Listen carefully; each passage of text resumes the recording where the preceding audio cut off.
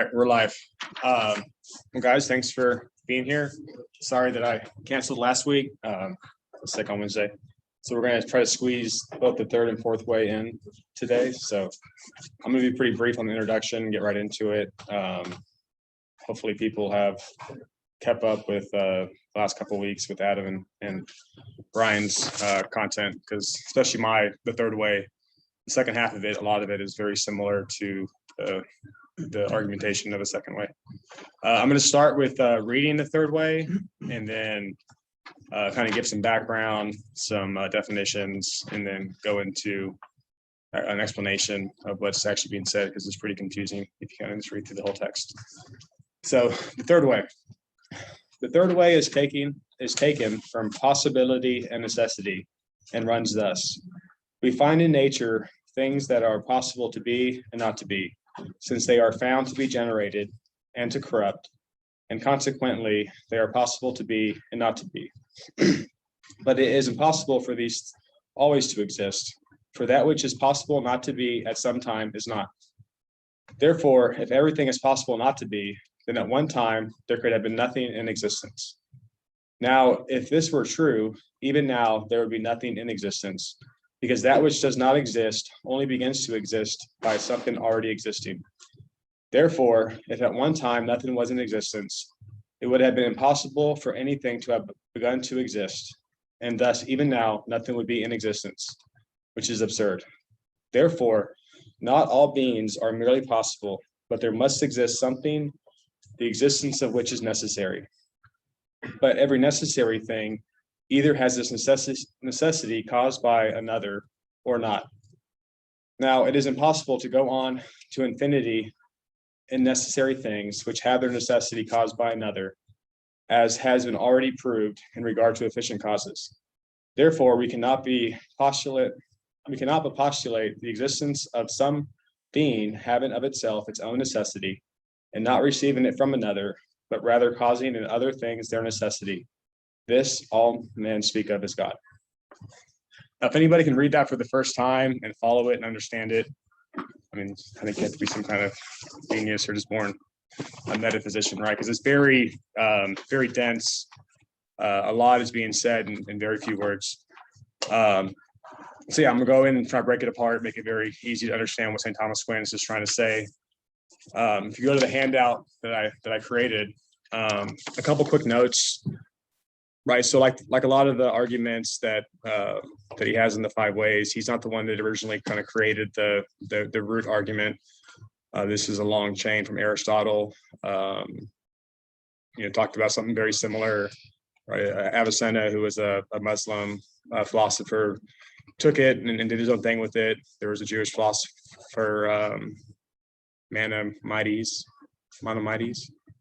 The St. Thomas Aquinas, kind of took his work and expounded on it. It is categorized as a cosmological argument, like the first two ways that were already discussed. But there's a lot of, like even today, Catholic Thomist type philosophers who don't really think it's a very good argument. There's a lot of problems with it for a lot of people, right? And we're not going to go into a lot of those, but if you have trouble buying the premises or understanding it, just don't feel like it's a big deal, because again, there's a lot of philosophers who have these deep kind of feelings about it. And another thing to remember, you don't have to agree with any of the five ways, right, to be a Catholic. I mean, it's just one philosopher's way to try to describe his thoughts on how you can prove God's existence. And a couple of objections that you hear about quite a bit. Some people will even argue the type of argument it is.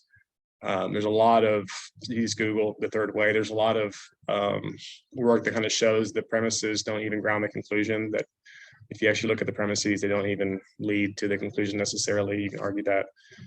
And then he's actually expounded on this argument in other works, and especially Thomist philosophers sometimes would rather take some of the previous work that he did and plug it into the way he wrote it here, and they think it sounds better. But we're not going to dive into that. Just some background that again, it is a very kind of confusing argument. Just to define some of the, I guess, the key terms. that you have to be familiar with in order to kind of run through this. The two big ones, right? This idea of a contingent being or contingency, which is linked to the possible beings, possibility. And I kind of put together a couple different types of definitions here to kind of keep in mind, right? But it's a contingent being is something that's not necessary. It doesn't have to exist. And it could be something that you can describe, like a unicorn is kind of an example, right? There's a unicorn is an actual contingent being. There's an essence that's not illogical. It doesn't like break any kind of rules of logic, but it doesn't exist, right? So a contingent being doesn't have to be able to exist, but it has to be something that you can actually describe an essence or some kind of potentiality. It doesn't have to be actualized though. Right. Another key thing about contingent beings is it's something that can be generated right from another contingent being, and then it can be corrupted. And corrupted does not mean like turned bad. It means to basically be turned into something else or to be turned out of existence, right? So everything that's contingent, it can be generated, it can be created, and then it can be destroyed, basically, right? It can change into something else. And some things that aren't contingent, you can kind of think of like a square circle as an example of something that's not contingent. You can't ever, conceptualize a square circle. It's impossible. It's a logical impossibility. I put this giraffe with a short neck in here. So I'm reading Chesterton, and he talks about it's more to do with the power of will and how it doesn't actually open up opportunity, but closes it. And an artist can't, you can't draw a giraffe with a short neck, because then there would no longer be a giraffe, right? So it's just another thing that is it's not a contingent idea to have a giraffe walking around with a short neck, because if you have an animal with a short neck, it's not a giraffe, it's something else, right?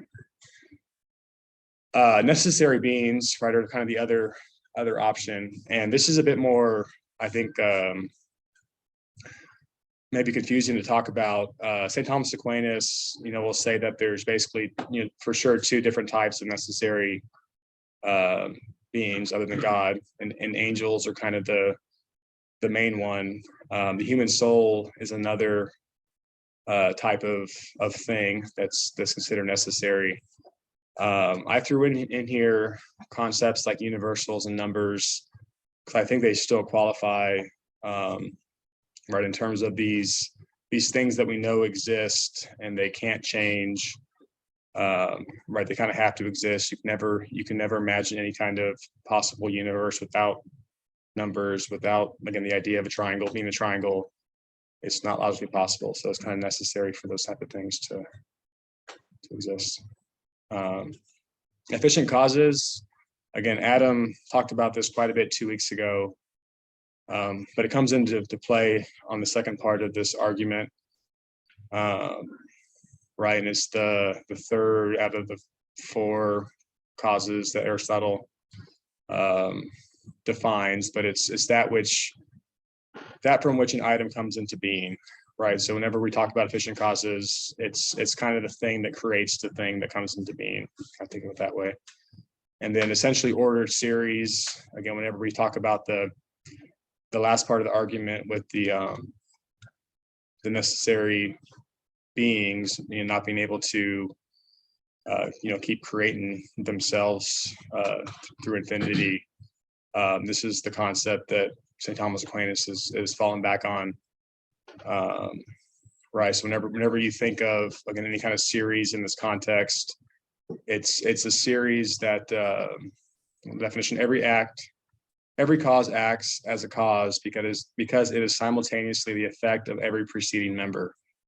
Right, so my favorite one is a chandelier is being caused to be able to hang from the ceiling at any given point in all time, because the ceiling is holding it up, right? It's not like a time sequence where the ceiling has to be there first, right? And then the first link is there, and then the next link, and the next link. They're all there simultaneously. And if you remove the ceiling, right, the chandelier falls down. Books on a table, Adam mentioned, one that Aristotle used, right? If you imagine a hand moving a stick that's moving a rock, right? That's essentially ordered series. If you remove the hand, right, then that stick can no longer push the rock, right? That hand has to always be there in order for the stick to be able to do its thing and move the rock. So again, those are kind of the four main Aristotelian, kind of words that are used throughout this entire argument. And so next, I just broke up the argument into, actually, these premises were broken out from a Notre Dame presentation that I went through for the first half, right? In the first half of the argument, it's kind of, showing why there can't only be contingent beings. So we're going to go from contingent beings, only to the need for a necessary being.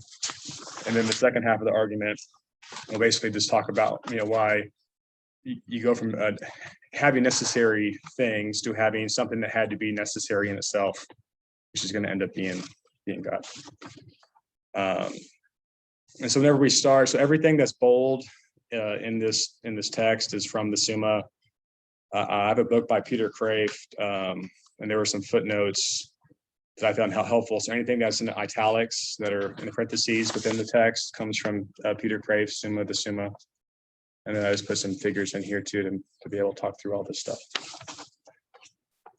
So the first premise that St. Thomas Aquinas gets at is that there are some things which exist contingently, right? So whenever we just look around the world, we can kind of just make that statement and know it's true. So he says the third way is taken from possibility and necessity and runs thus: we find in nature things that are possible to be and not to be.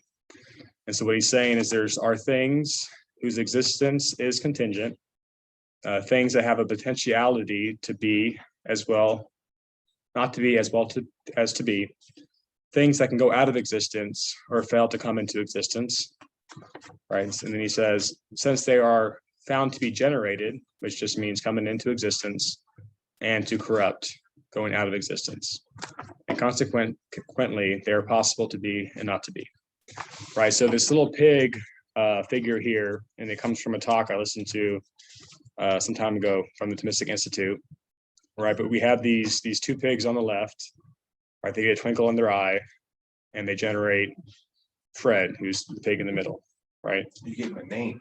Yeah. Wow. Right.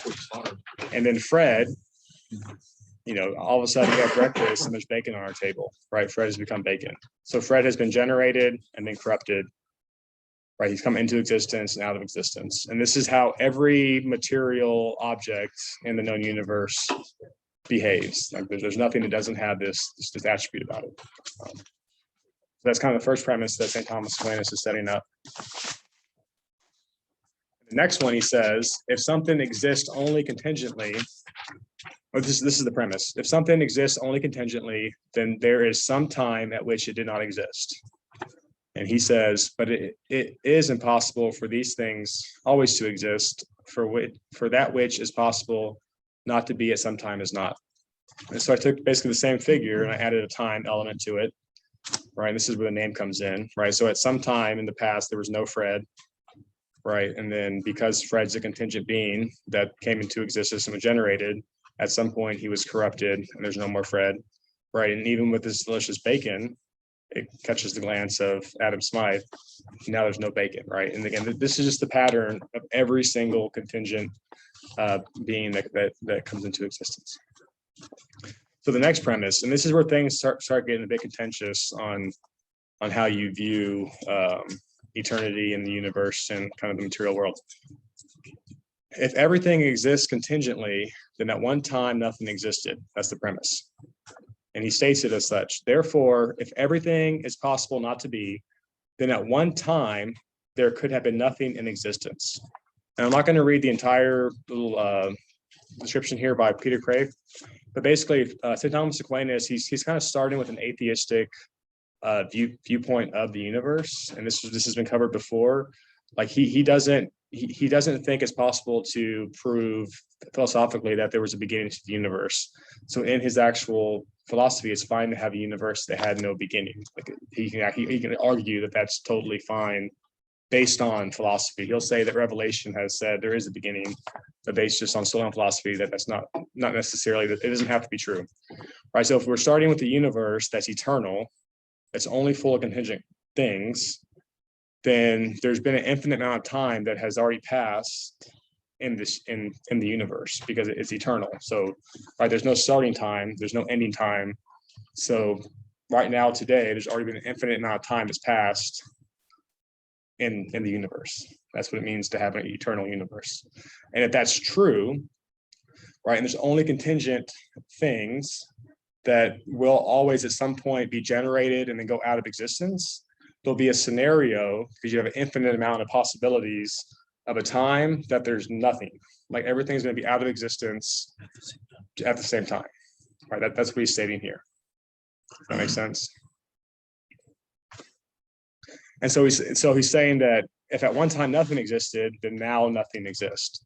Right. So if this were true, even now there'd be nothing in existence, because that which does not exist only begins to exist by something already existing. All right, so my next figure here is kind of showing that if that happened, then nothing would ever exist again through this eternal universe. It'd be impossible for something to exist because nothing can generate. Yeah, something. Premise 5, some things now exist. Therefore, if at one time nothing was in existence, it would have been impossible for anything to have begun to exist. And thus, even now, nothing would be in existence, which is absurd because something does exist. Right. So that's saying that it's not possible that there's only contingent things that to have existed since eternity if there's something that exists now. Right. And so in your chart there, when you say absurd between nothing and something, you're saying it's absurd to go from nothing to something, not that both nothing and something are absurd. Yeah, just the thought that there could have been nothing at some point. Now there's something that thought is absurd. That transition. Right. And so conclusion 1, there is something which exists necessarily, right? There has to be something that exists that's not contingent in order to not fall into this trap that is being described. Right. So therefore, not all beings are merely possible, but there must exist something, the existence of which is necessary. That's the first kind of half of the argument, being able to convince people that there has to be something necessary in existence. It can't just all be contingent material things. And then in the medieval philosophy, again, angels were kind of the most common type of thing that was considered necessary, right? But there's still things that have to be created, right? Like everybody kind of just knows that angels don't create themselves. So they're still created, but once they're created, right, they have no bodies, they're not material, they're just spiritual. So there's nothing to corrupt, right? They're basically incorruptible forever. They're always going to be angels, right? Raphael's always going to be Raphael. It's never going to change, whatever. So that's what St. Thomas means by this first kind of necessary being concept. And again, the human soul is another one that they go into, but I have a harder time wrapping my mind around that one. Like, I understand that the human soul doesn't get annihilated, but I feel like it changes still. So I don't really know how that kind of fits in there. But regardless, right? But every necessary thing either has its necessity caused by another or not. So I show a bunch of angels. Again, I like this idea of just mathematics, right? These concepts that, right, the square root of -1 is always going to be imaginary number I. Like, you can never get away from that, regardless of whatever material universe that you can logically come up with, right? Even if you have alligator Loki, I mean, right, I is still square root of -1. I mean, that's just what it is. But now it is impossible to go on to infinity in necessary things which have their necessity caused by another, as have been already proved in regard to efficient causes. And I really like the turtles all the way down, this concept of everything that was being discussed before, right? You can describe some kind of thing, right, that kind of just keeps repeating itself, through infinity to explain now, but you end up with this kind of absurd concept, right? And I thought this picture was funny because that armadillo in it, right? But he's basically just saying that you can't do that. Is it a Sturgill Simpson reference? I love that song too. But I mean, that comes from Eastern philosophy. It's a Hindu thing where they believe the earth was actually held up by an elephant, and then the elephant had to be held up by a turtle, right? But then it's like, what's holding up the turtle? A little bigger turtle, and then it's just turtles all the way down. My favorite answer for my kids. Yeah. Turtles all the way down. And what's crazy is modern atheists use this as like an objection to theism, kind of saying that it's the whole like, who created God argument, right? And they'll say turtles all the way down. You guys just don't understand these arguments. We're just saying one turtle.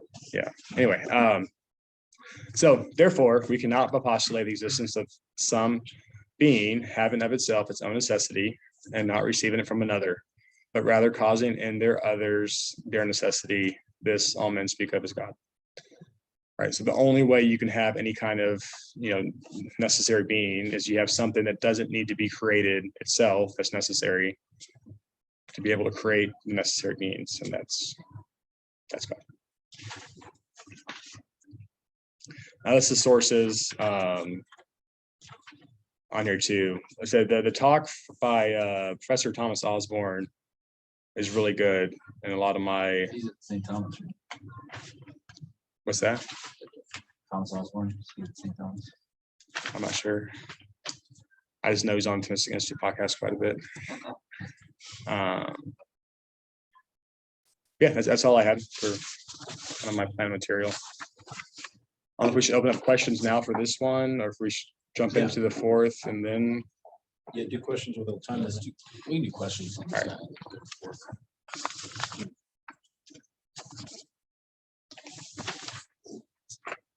Is there anything, so I guess in regard to premise 3, is there any question as to whether or not everything does exist contingently, or any proofs or thoughts or anything in that way? Is it?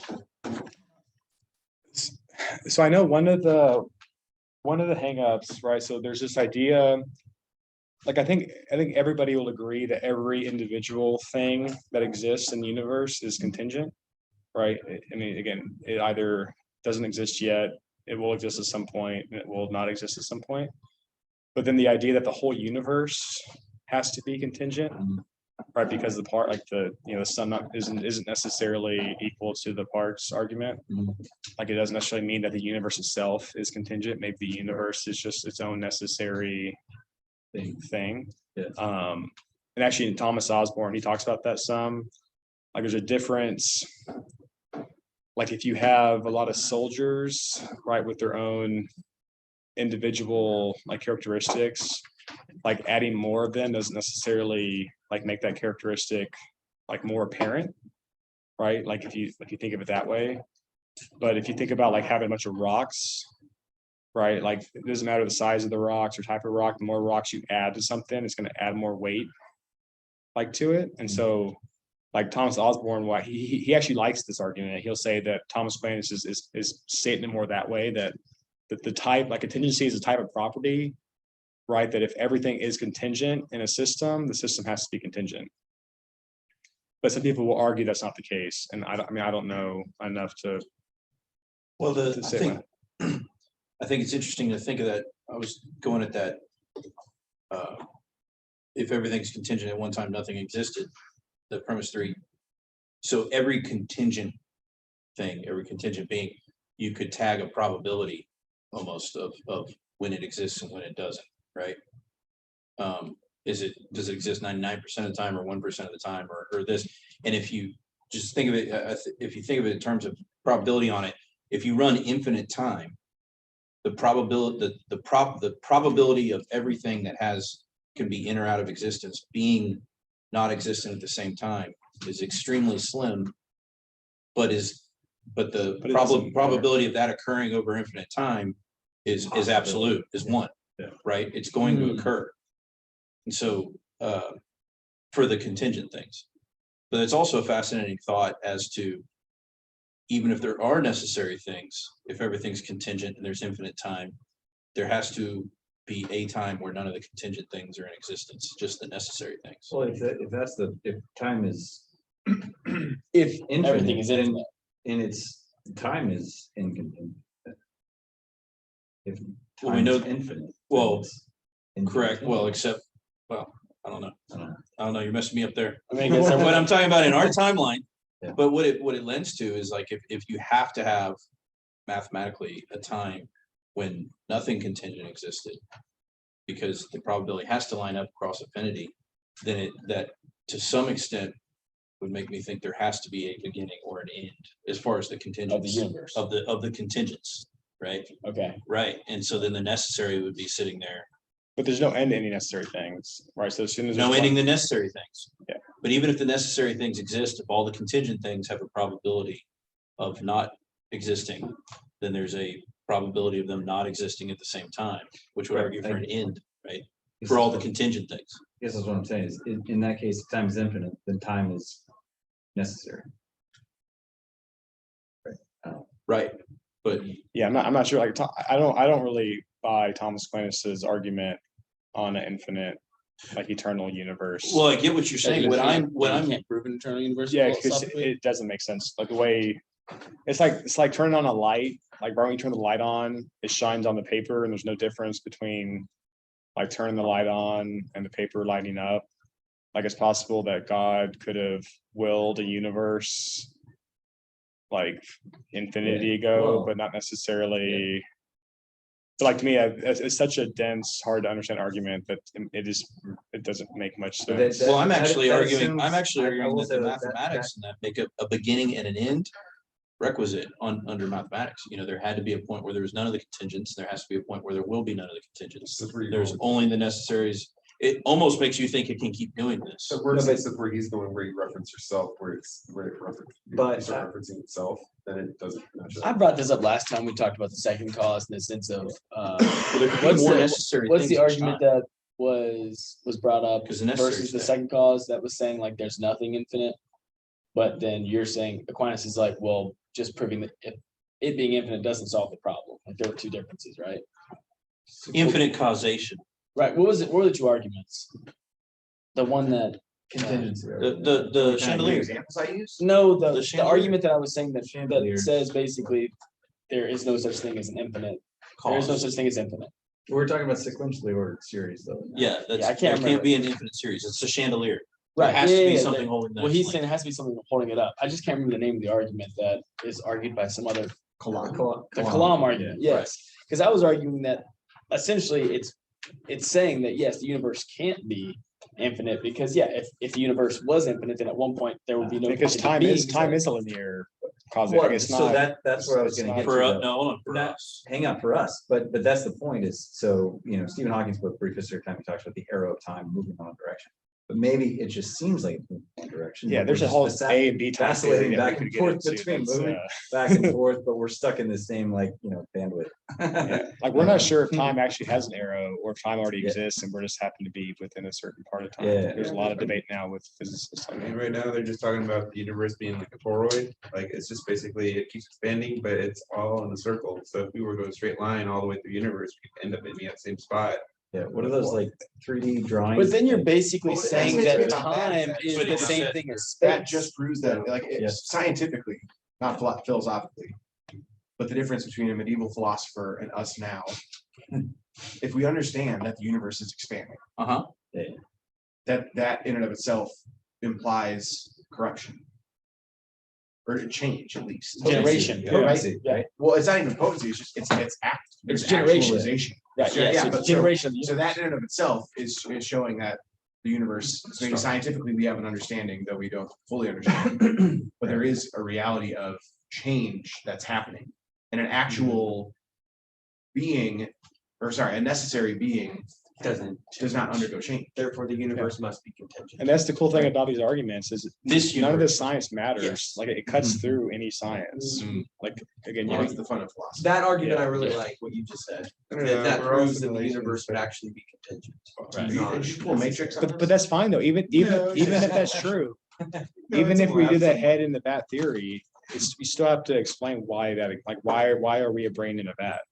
Yeah, Right, like, that, again, that just pushes it back. to some- Yeah. some other Yeah, reality. no. Well, but then that goes to, I mean, your soul, if your soul's a necessary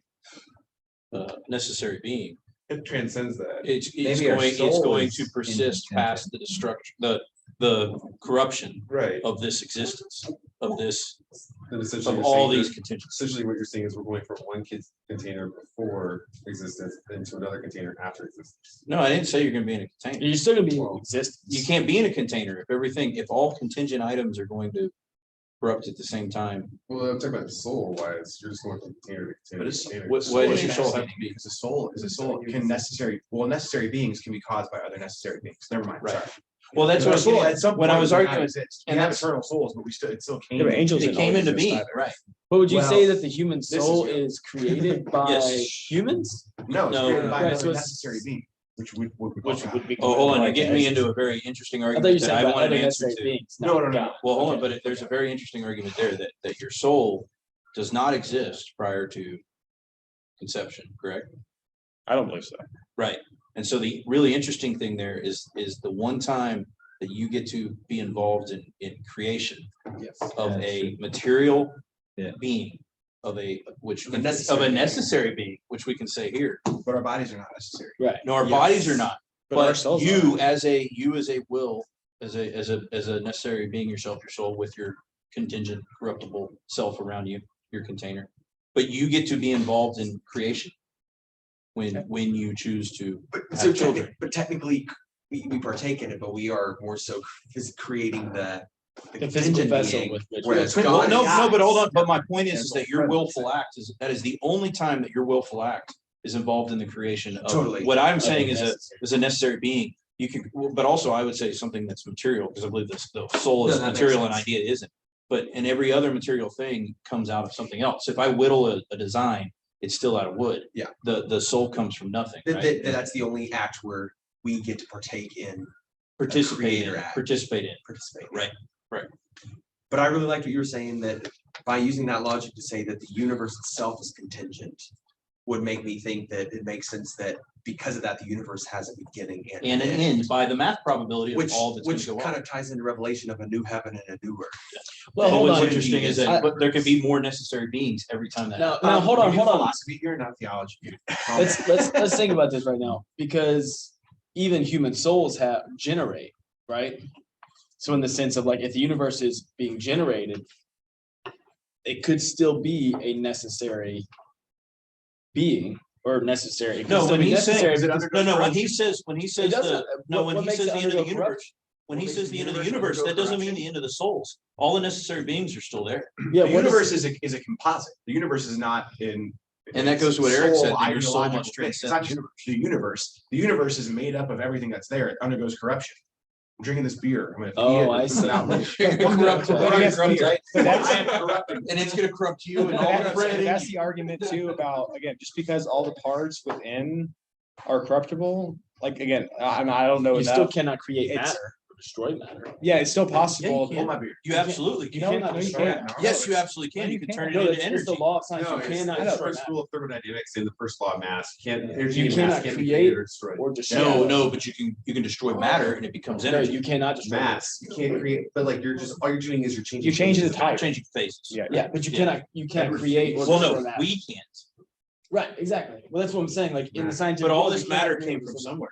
Exactly, well, that's the What I second. really want to know is what Aquinas is understanding. If we're talking about soul, this is totally off, but this is where my mind is. The soul is a necessary being. Does the soul, well, if he would say. Yeah, the for human sure, he soul- says that. But a human soul undergoes corruption in that of original sin. Hold on. You're mistaking corruption. Yeah, I think you're taking two different terms of corruption. You're here. mistaking corruption. Going out of existence. With corruption. I guess. Yeah, I think that the going biggest out thing of about existence. corruption is going out. of But existence. either way, but there's a change that happens.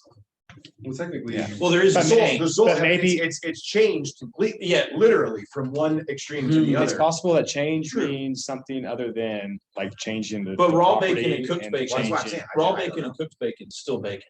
Right, but even then, if we look at that as a soul, if we look at sanctification or justification, what actually happens from But soul for to- every being, That's that's a the good essence question. and the existence, and I so think there's what does he mean by element of change? it that's That's the real question. uncorrupt, Yeah. unchangeable. And I think he has to make it necessary, That's- because then you can't annihilate it, right? 'Cause I think there's people that think your You can't soul deny it, but is gonna be able to be annihilated, and he's saying no, like whatever, Well, your does corruption actions here equal on earth. annihilation? the other end of that, the beginning end of it, It's still is there, like, corruption. so is it just by the simple fact that it's not annihilated, it becomes eternal? That's what makes it necessary? Is there a point at which it comes into existence, or? Yeah, again, it's okay for a necessary thing to be created. By another necessary. Right, again, that's the whole It just point. of the cannot second go- part of the it argument. cannot go out of That's why you need existence. God to create. Okay. to Yeah, be the it can It can uncreated come into one. existence, it just I can't guess go out that's of like, existence. could there be? Okay, so now let's think about this. Which You have okay, bacon, which which is no longer bacon, but it's still all of They're the being generated, matter which by made God. up bacon Yeah, still like- exists afterwards. With conception and. Yeah, but all, Yeah, but all the that essence matter, was- all but that the matters essence is still is being the destroyed. essence. The essence is gone. So now we're Because talking about the a essence different of the being. thing must be destroyed. Yeah. But every, Back- but just every like one whenever the atom that angels was in were that bacon, created at hey, some but every moment. carbon atom that was in that Right, at that bacon point on, maintains its they're essence forever all the way now. through Alright, existence. upward. And so it's. That's why you need, that's why you need it's- something to have Existence created. never changed. the necessary Essence never being. changed Right, all the the way matter through itself. that. Each Process of individual the atom, creation, right? as we talk All the about, way through. But our role even that atom is not cooperating a with God in that way, that it's necessary a coming together of uh, kind of the physical. So being, Bacon. because that atom can be contingent beings of split. Physical matter Pretty necessary. Okay. coming Hold on. together with. Then we get down to the- necessary to the God create matter and necessary- energy for the universe equation. to exist. But I would argue that even It's that kinda can like be this destroyed and union of- annihilated by him. Actually, Aquinas talks about how we're in the middle of it. Of the Well, hierarchy. Hold on, so- Like we're the worst, Yeah, we're basically the worst necessary thing, and Right. we're the best corruptible Right. thing. Don't step on Garrett's toe. Hey, so question. Whoa, He's gonna whoa, talk- whoa, so- whoa, whoa, He's gonna talk about. I have a question though. So Yeah, so yeah. if something, but if the things that are necessary beings, other than the necessary being that created itself or was already there, being created being itself. God, right? You Well, heathen, get the hell out. well, you get what I'm saying, yeah. Was not created, was uncreated by anything else, was the initial necessity. So for all the other necessary beings, we're saying they're necessary because they do not go out of existence. I think that's, I mean, that's the big thing, and they're Well, not corruptible. They're not corruptible. So Incorruptible is that, but means- is that not, so you're saying an angel cannot be destroyed? But is that questioning the omnipotence of God? Not the omnipotence, but maybe that in the way he created things, that when it becomes, when he. God does not change. Because he So is. he has ordered these things as not ever to be. So destroyed? material things are the things that are in the world and subject to time. Angels are outside of it. I know, No, but I'm He's still basically talking asking, about, can God what I'm destroy? saying can is- God destroy an What I'm angel? saying is what God, but God, in the fact of making the angel by making a necessary thing, already made the decision that this will never be destroyed. It's like, so can God, create, can Right. he, can he So destroy the a tornado definition- that's so hot, Can he he- can't eat yeah. himself? And it's Can like, he- well, that's just. No, and I'm not trying to be an ass. Can What he I'm give getting me at, a- what I'm getting at is that we need to then think of the definition as differently as a necessary being does not mean that it cannot be destroyed. A necessary being are those things which God has ordered will not be destroyed. Which is the same thing as saying it can't be destroyed. Yeah, Yes. yeah.